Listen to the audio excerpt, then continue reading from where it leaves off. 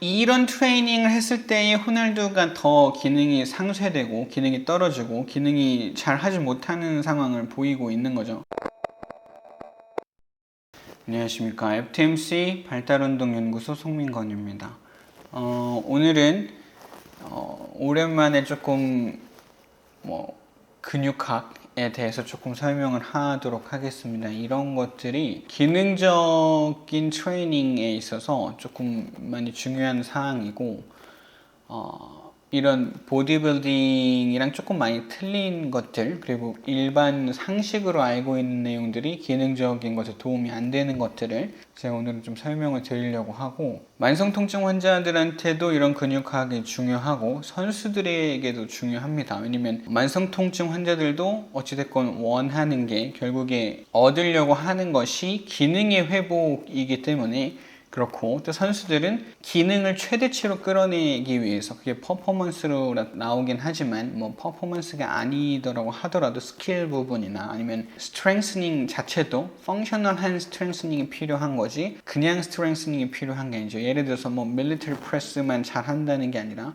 창 던지기를 잘 해야 되기 때문에 이 창 던지기에선 되게 많은 것들이 포함되거든요. 이 밀리터리 프레스에서는 조금 정해져 있는 게 몇 가지 없지만 그것만 잘하면 되지만, 창 던지기는 많은 부분들이 엄청 좋아져야 되는데, 그러려고 하면 이런 기능 해부학들, 특히 학교에서 배우는 내용들이 아니라 실제 그런 기능 해부학을 많이 알고 계셔야 됩니다.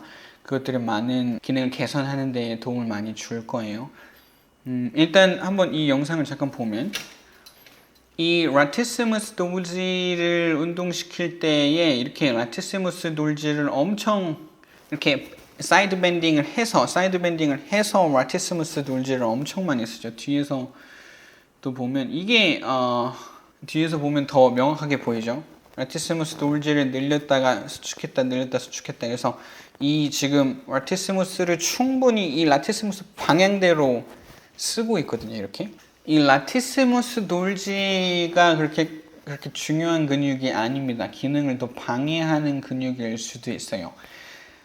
라티시무스 돌지는 보이는 거와 같이, 또 황철순 선수가 또 했던 거와 같이 이 방향이죠. 라티시무스 돌지는 이 방향으로 수축을 해야 스퀴즈가 되면서 크게 수축을 할 수 있고, 다시 이완할 수 있고, 수축할 수 있고, 이완할 수 있고, 그렇습니다.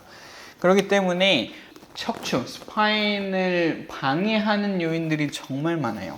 예를 들어서 이쪽에 라티시무스를 수축할 때 이쪽에 라티시무스는 또 늘어나게 되죠.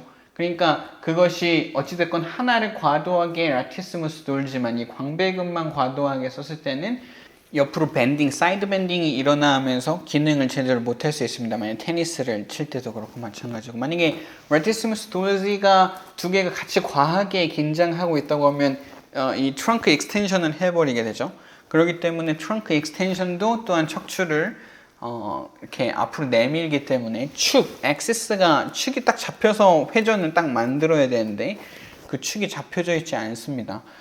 그렇기 때문에 필수적으로 라티시무스 외에 더 작은 근육들을 활성화를 많이 해야 되는데, 보면 조코비치 같은 경우가 그렇죠. 이 예전에 라티시무스를 너무 이렇게 보면 이렇게 밴딩돼 있잖아요. 이렇게 밴딩돼 있는 것 때문에 라티시무스 돌지 너무 많이 썼어서 팔꿈치 부상이 있었습니다.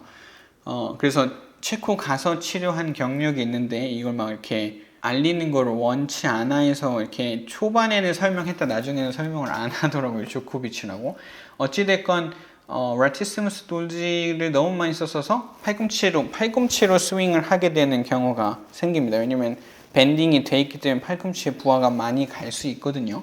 조코비치의 옛날 포징을 보면 다 이런 커브가 라티시무스 하나를 너무 과도하게 쓰고 있다는 거. 라티시무스를 엄청 과도하게 쓰는 선수입니다. 그렇다시피 라티시무스, 그러니까 광배 근육을 좀 그렇게 생각해 보면 기능적인 거와 이 보디빌딩 트레이닝이 너무 틀리다는 거예요. 기능적인 트레이닝이 따로 있고 이런 보디빌딩식 트레이닝이 따로 있어서 그 두 개가 절대 하나가 될 수 없습니다. 근육을 이쁘게 만드는 거와 기능은 관계가 전혀 없어요. 전혀.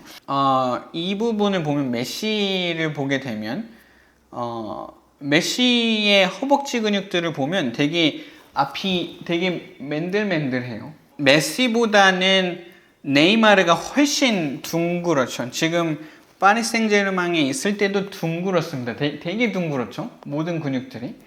근데 어떤 보디빌더가 얘기하는 거를 들었었는데 렉투스 페모리스 이 정중앙에 있는 대퇴사두, 이 대퇴사두가 네 가지가 있지만 그 완전 정중앙에 있어서 투 조인트 머슬, 그것이 정확하게 서 있어야 좌우가 갈라질 수 있다. 이 다리를 갈라서 이쁘게 만들기 위해서는 렉투스 페모리스를 엄청나게 강화하고 벌크를 크게 해서 여기가 갈라지니까 좌우가 갈라질 수 있게. 그러니까 그게 이 호날두 같은 거죠. 호날두 예전에 레알 초창기에는 허벅지가 되게 둥글했었는데 보디빌딩식 트레이닝을 너무 많이 하다 보니까 지금 보면 좀 갈라져 있죠. 특히 렉투스 페모리스가 이렇게 보이면서 좌우가 갈라지는 그 보디빌더가 얘기한 방식과 동일하게 근육을 키워놨습니다. 그리고 이 운동 자체가 보디빌딩식 트레이닝하고도 흡사하죠. 펑셔널 트레이닝이라기보다는. 이런 트레이닝을 했을 때의 호날두가 더 기능이 상쇄되고 기능이 떨어지고 기능이 잘 하지 못하는 상황을 보이고 있는 거죠.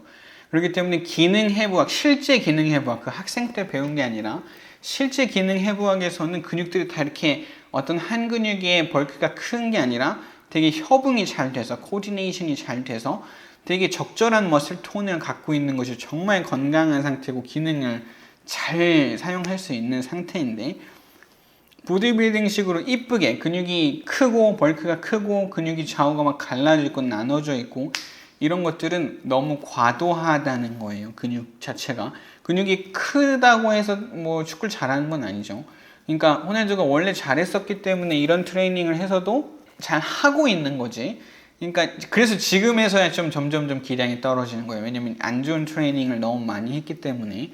좋은 트레이닝들을 한 사람들의 허벅지는 그렇게 갈라지지 않아요.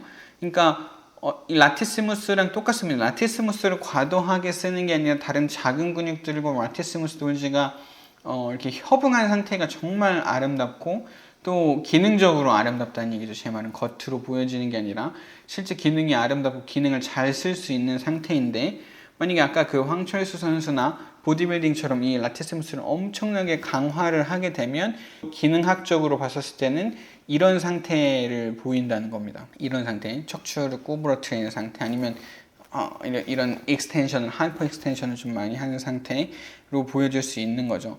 그와 마찬가지로 허벅지 앞의 근육도 되게 이쁘게, 그러니까 이게 모든 부분에 다 적용되는 거예요. 뭐 종아리 근육이 완전 하나가 어떻게 크다거나 하나가 작다거나 하나는 벌크가 크다거나 과하게 긴장한다거나 이렇게 돼 있는 상태가 기능적으로 이쁘고 건강한 상태가 아니라는 것을 말하고 있는 거죠. 그래서 우리가 어떻게 트레이닝 해야 되는지에 대해서는 뭐 FTMC 발달운동연구소에 오셔서 수업을 받으시는 걸 추천드리고 건강을 되찾기 위하신 분들 또는 선수들이 저희 운동 수업에 초점이 많이 맞춰져 있으니 한번 수업을 받아보시는 것을 저는 추천드립니다.